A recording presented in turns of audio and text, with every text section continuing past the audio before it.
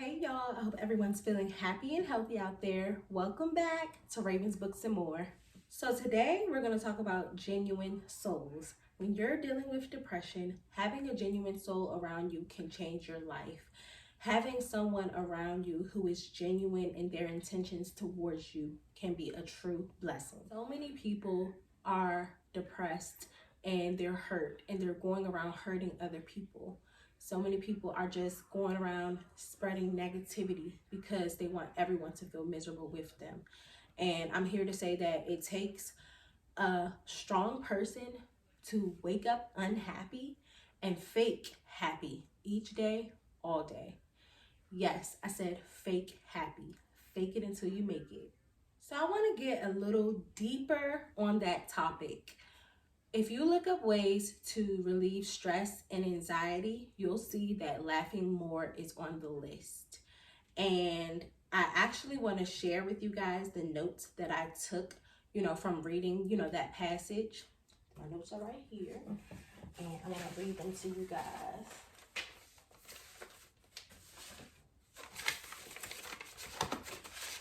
It says, laugh and connect with others. Sorry, all this stuff's right here. Looks a little junky, but I'm organized, I promised. Laugh and connect with others. Having a good sense of humor helps you feel better. You can even force a fake laugh. It will lighten your mental load and cause positive physical changes in your body. Besides, it's also about the energy you put into the universe. It always returns. Read, tell jokes, watch comedy shows, and spend time with your friends and family. I'm sure you'll get a great laugh. It's very easy to isolate yourself when you're feeling stressed and irritable. Never stay away from your loved ones. Social connections are great for stress. It provides support in helping you tolerate life's ups and downs. So, when you're dealing with depression, it comes with a lot of stress and a lot of anxiety. So finding ways to relieve that will do you justice. Some people who go through depression, they can't handle life's ups and downs. Like they can't handle when they get their heart broken, or they can't handle when something tragic happens in their life.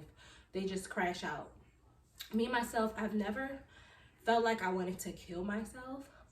But in the past, I have had feelings like I wonder if the people that hurt me would care if I died. And that's my therapist did say that that's borderline there, like that's crazy to think those things. And with this situation, I felt something different and it was a little scary. I don't know if y'all noticed, like my anxiety really be messing with me when I talk about certain topics. Like my heart starts beating fast. It's literally on camera right now. Like I get tense and I kind of choke up, but let me try to remember what I'm talking about right now. It was scaring me because I kind of felt something new, which was also borderline like suicidal. It was 5 a.m. and I couldn't go to sleep because, I was upset. I was up crying all night and I didn't want to go to sleep because I didn't want to wake up. If that makes sense, I'll try to explain. That knot in your throat and that sick feeling in your stomach when you're hurt, that constant pain and that constant weight in your chest, all of that. You don't feel that when you're asleep. You forget about it when you sleep. But when you wake up, for a minute, you don't remember anything, but then your mind and your brain awakens. And that's when all the pain and anxiety comes falling back on you, on your back. Then you have to carry all of that for the rest of the day. I didn't want to feel that when I woke up. It can become really overwhelming. It's very overwhelming dealing with life's ups and downs plus depression, So in the beginning of this whole situation, this whole healing process, when it was very, very fresh, first days of it, my stomach was actually sore because it felt tight and balled and cramped up, and I wasn't able to eat anything really or sleep. And my stomach was literally sore because it felt like all the anxiety was just balled up in the middle of my stomach for at least 2 weeks. So as you can see, I am doing a lot better. It still does hurt. I did have to start a whole new healing process, you know, and everything. But I just have to move on with my life and remember that he's the one who's missing out on an amazing person. I've been focusing on my goals and healing from that situation. I honestly think it was kind of like a redirection thing. You know, like God came in and did what he needed to do because he saw what he saw. I feel like everything happens for a reason, and this was just for me to kind of get back to it, you know, because I did find myself getting wrapped up into him. And that's one of the points I mentioned in my novel. You know, we can't be backtracking, you know, like have a life outside of your relationship. And I noticed that I was spending a whole lot of time with him. Like after I worked, I wasn't working on my goals, you know, what I usually do. I wasn't doing that. I was just coming home and spending time with him. So maybe God saw that and he was like, oh no, baby, if you're not gonna focus with him around, we got to remove him. So that's what happened. I always surround myself with my family when I'm really low in my depression. That always helps me. And, you know, I've had a lot of support from ladies at work. You know, they're all so sweet and genuine. Everybody feels like home. Like they feel like home. And it's hard to find people like that. One of my coworkers actually wrote me a special note on Valentine's Day. And when I was going through all the things, you know, like the very beginning of it, she wrote me an encouraging note. And it's really the whole reason behind me making this video. I want to show you the cup though. Look, she bought me this cup. You are loved. This was my Valentine's Day gift. And she also had this balloon for me. And these are the two special notes that she wrote. She's actually here today, so get ready for Nisha. So first, I want to say thank you, Nisha, for taking the time out to come on the channel tonight. No problem. Thank you so much for having me on your channel, which I love. Y'all love your channel, all your videos. So thank you for having me on your channel. You're welcome. All right, guys, this is Denisha, and this is my coworker who wrote that special note for me. She wrote that special poem for me, and she also gave me those special gifts, the flowers and the cups, and this is the person that I'll forever adore and appreciate. But I brought her on the channel today because I wanted to ask her, and I wanted her to actually put in her own words, you know, why, you know, what encouraged you to help me out of a dark place? What encouraged you to write those special notes, you know, in that special poem to me? Like what made you do it? Like I want to know in your own words, like. So obviously, like within the first few weeks of me knowing Rachel, I fell in love with just who she was. You know, I instantly gained love and respect for her. She was very driven. She was just an open person. I love the fact that whenever we did speak, she shared with me, you know, her goals and her accomplishments. And you know, her things that she was interested in, but she also shared with me, you know, her struggles, and things that she had to overcome, and I like that about her because it made me feel as though, I can share mine too. So I love that it's very easy talking with Rachel, but besides that, during the time, she also shared with me, you know, about a past relationship that did not end well, and it could have been something that could have broken her and destroyed her. But she definitely turned her lemons into lemonade. And she just gained like a new strength.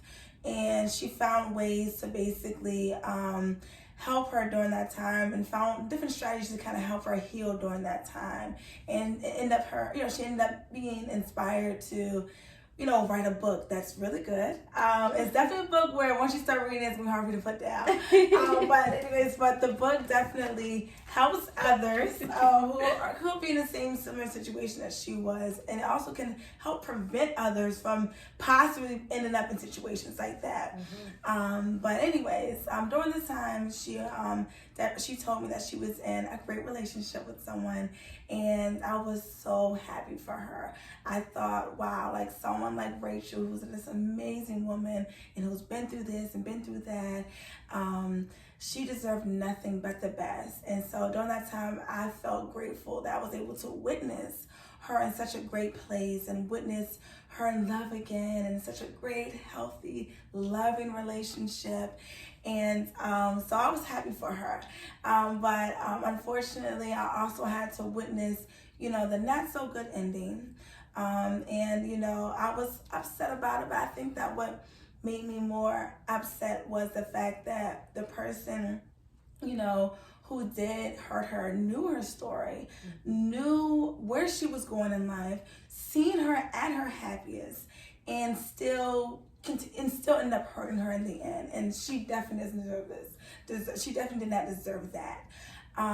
So during that time, she still came to work every day with a smile on her face, being the best teacher that she is, knew to be. But me seeing her, I can still see her hurt and feel her hurt. And I think, during that time, it was definitely a time I feel as though she needed someone.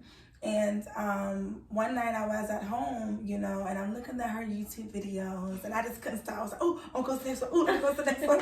And I was thinking about her, and my heart, it just felt heavy. My heart felt heavy, and it just inspired me to just write.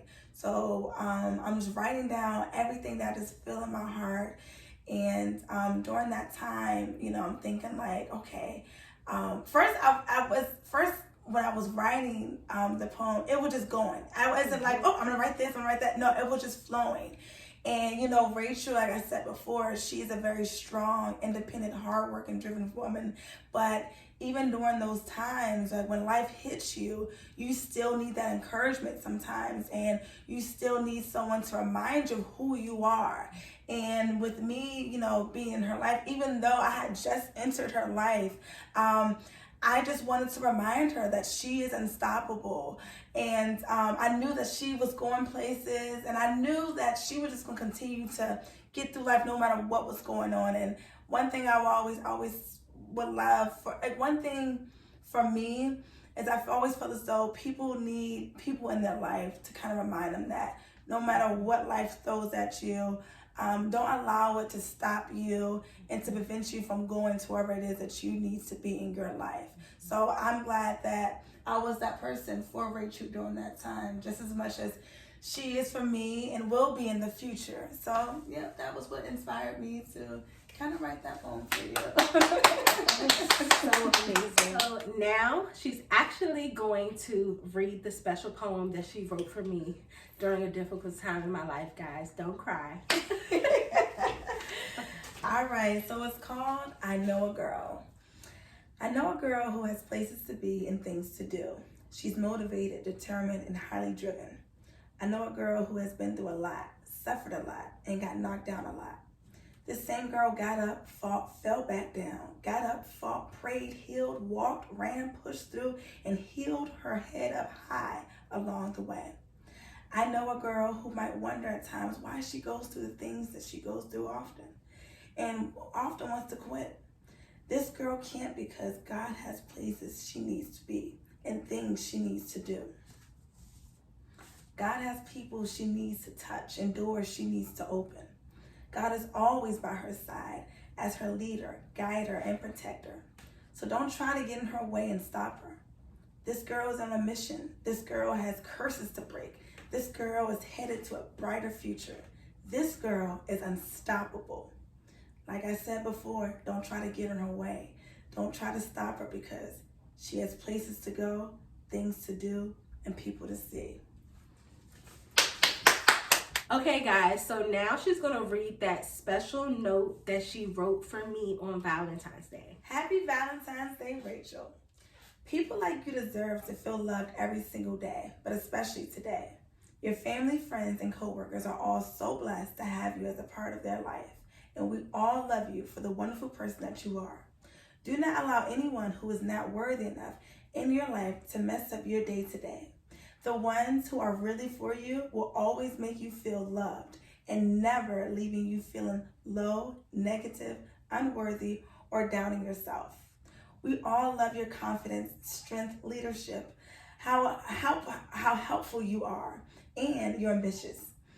You are loved and will forever be loved. Your future husband have no clue how lucky he is to have you as his forever Valentine. Your day to meet him is soon to come, but until then, just know that there are so many people in your life that loves and need your attention before he finds you. We all love our Rachel. Happy Valentine's Day. Oh my gosh. So that both of those notes, when I read both of those notes, it made me cry. Definitely made me cry. When I read the words that she wrote to me, I cried. And it was a mix of both happy tears and sad tears. Happy tears, well, sad, I would do sad first. Sad tears because I was about to give up. And happy tears because she made me feel like I had a purpose. She made me feel like I was loved. And I knew those things before, but during that time, I really needed to be reminded more than anything. And she encouraged me. She brought me back to life with those words. And I will forever cherish and adore her for that. I'm going to be framing these two pieces of paper because they mean the world to me. Point blank and simple. These two pieces of paper, literally, she ain't buy no card. She just put her feelings raw on a piece of paper. And it means the world to me. It made me cry.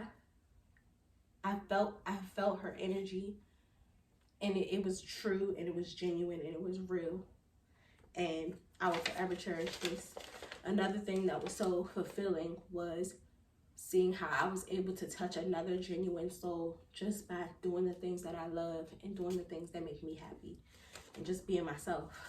Another thing that is so ironic about today's video is the fact that, well, I have these flowers in most of my videos, but these white flowers, they were given to me by another genuine soul back in like 2017 when I was dealing with my shit with Ace.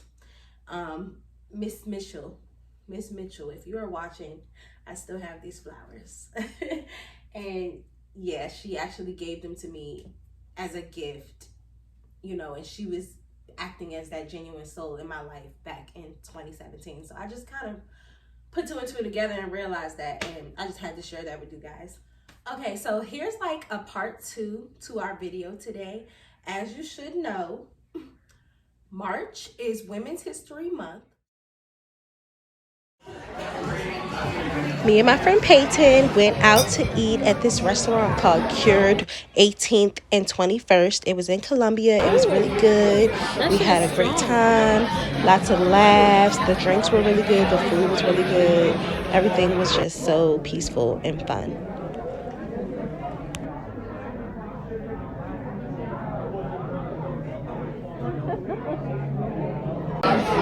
I had salmon over collard greens and a side of mac and cheese, and she had a salmon BLT with some seasoned fries. And my collard greens were pretty good. They were really sweet though.